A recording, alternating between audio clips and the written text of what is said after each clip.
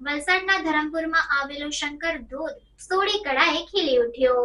વલસાડના ધરમપુરમાં આવેલો શંકર ધોધ સોળે કળાએ ખીલી ઉઠ્યો છે. આ ધોધની મજા માણવા દૂર દૂરથી સહેલાણીઓ મોટી સંખ્યામાં સહેલગા માણવા આવી પહોંચે છે. વલસાડ જિલ્લા સહિત ગુજરાત અને મહારાષ્ટ્ર રાજ્યના પ્રકૃતિ પ્રેમી મોટી સંખ્યામાં શંકર ધોધની મુલાકાત અચૂક લેતા હોય છે. વલસાડ એસટી ડેપોથી અને ધરમપુર બસ ડેપોથી શંકર ધોધ જવા માટે બસની સુવિધા પણ મળી રહે છે. હાલ સાતમ આઠમનો તહેવાર આવી રહ્યો છે, ત્યારે આ તહેવારોની રજાઓમાં પ્રકૃતિનો નયનરમ્ય નજારો જોવાની એક અમૂલ્ય તક છે. વલસાડ જિલ્લાના એક કિનારે અરબી સમુદ્ર આવ્યો છે, તો બીજી તરફ સાયદવીની ગિરિમાળા આવે છે. ચોમાસાની ઋતુમાં વલસાડ જિલ્લાના ધરમપુર અને કપરાડા તાલુકો કુદરતી સૌંદર્યથી ખીલી ઉઠે છે. ત્યારે ધરમપુરથી 25 કિલોમીટરના અંતરે આવેલા વિખ્યાત હિલ સ્ટેશન વિલ્સન